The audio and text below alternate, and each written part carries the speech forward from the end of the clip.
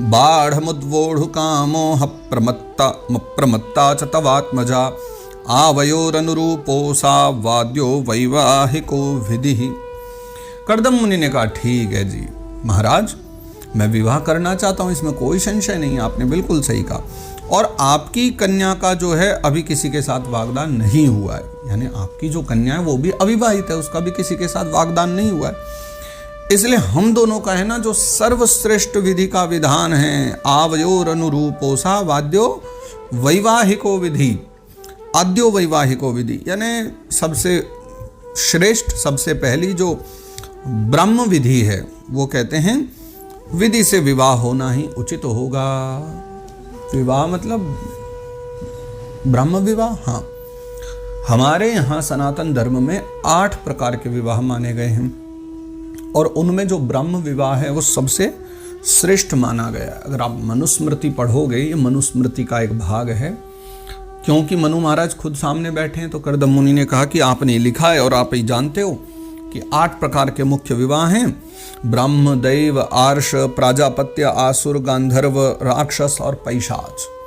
और इन 8 के अलग अलग लक्षण भी हैं।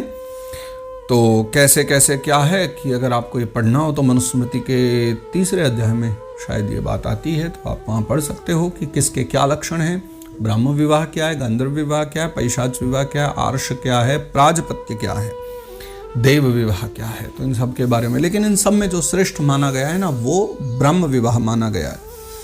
तो कहते हैं कि हाँ ठीक है, हम विवाह के लिए उद्यत भी हैं, आप चाहते ही हो कन्या का दान और इसका किसी के साथ वागदान नहीं हुआ है, तो ये अच्छी बात है कि हम ही इनसे विवाह करें। तो हमारा लेकिन यह विवाह जो है ब्रह्म विधि से होना चाहिए। काम सभूयान नरदेवते स्याह पुत्र्याः समाम्नाय विधौ प्रतीतः क एव ते तन्हयां नाद्रियेत स्वयैव कान्त्याक्षपतिमवश्रियम्। हे राजन महाराज मनु, वेदोक्त विवाह विधि में प्रसिद्ध एक उक्ति आती है, जो विवाह आदि होते हैं उसमें एक शब्द आता है गृभणामिते, ऐसा करके आता है। तो विवाह विधि में प्रसिद्ध जो गृभणामी आदि ऐसे ऐसे जो सूत्र आते हैं, आदि आदि जो मंत्र हैं, उन मंत्रों में बताया हुआ यानी काम है, वह आपकी इस कन्या के साथ हमारा संबंध होने से सफल होगा। काम का मतलब क्या है? कामना। कौन सी कामना? संतानोत्पत्ति आदि की कामना की एक मनोरथ है। मनोरथ, कामना को मनोरथ भी कहते हैं, या काम शब्द का प्रयोग भी मनोरथ के लिए किया जाता है। एक मनोरथ है ना, मन की इच्छा है कि हमारे संतान हो, बालक हो, तो उस कर्म को बढ़ाने के लिए विवाह आवश्यक है।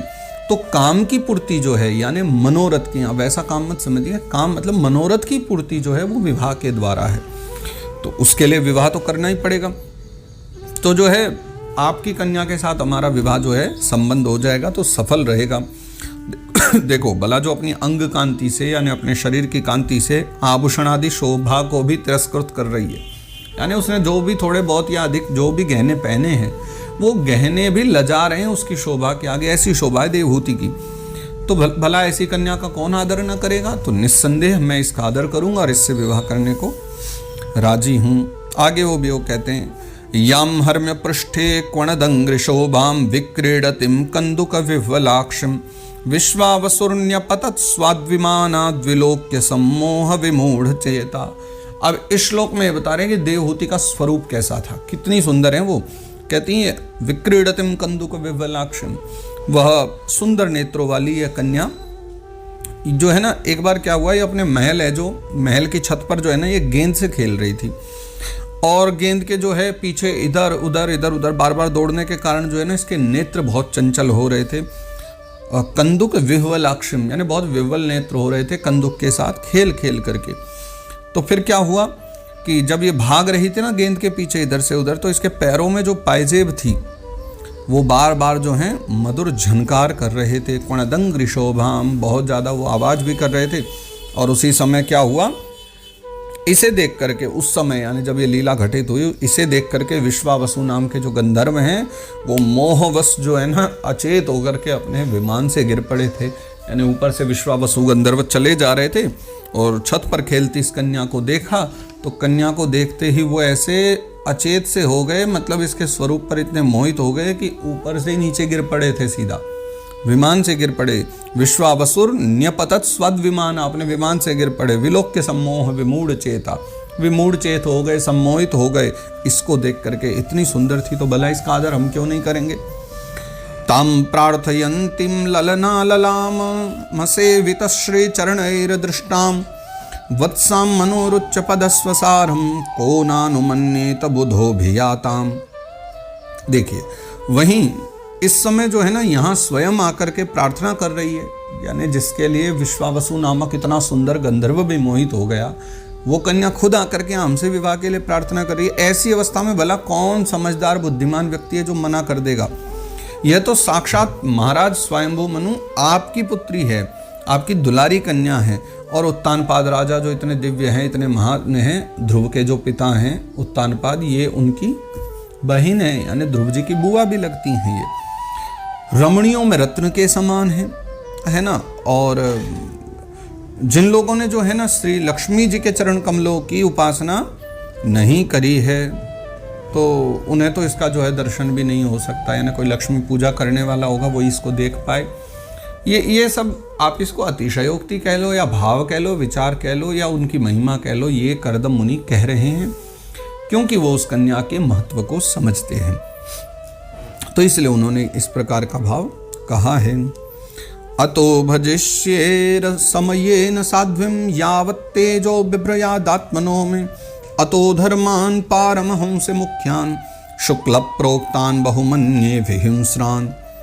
अतः जो मैं आपकी ये जो साध्वी कन्या है ना, इसको अवश्य स्वीकार करूंगा जैसा आपने कहा, और लेकिन अतो भजिष्ये समयेन साध्वी, इसलिए मैं इसको स्वीकार तो कर लूंगा, लेकिन एक मेरी शर्त है, एक मेरी इच्छा है कि जब तक इसके संतान न हो जाएगी तब तक ही मैं इसके साथ रहूंगा। यावत् तेजो बिभ्रयादात्मनो में, जब तक मेरे एक संतान होना हो जाए तभी तक इसके साथ मैं गृहस्थ धर्म के अनुसार रहूंगा। और उसके पश्चात अतो धर्मान पारमहंस मुख्यान शुक्ल प्रोक्तान बहुमन्ये विहिंस्रान, उसके बाद तो जो है भगवान का बताया हुआ जो वह संन्यास प्रदान और हिंसा रहित समदमादि से धर्म को जो है ना, यानी संन्यास जो है उसका जो धर्म है मैं उसको अधिक महत्व दूंगा, यानी गृहस्थाश्रम आदि में फिर मैं सदा जीवन भर फंसा नहीं रहूंगा।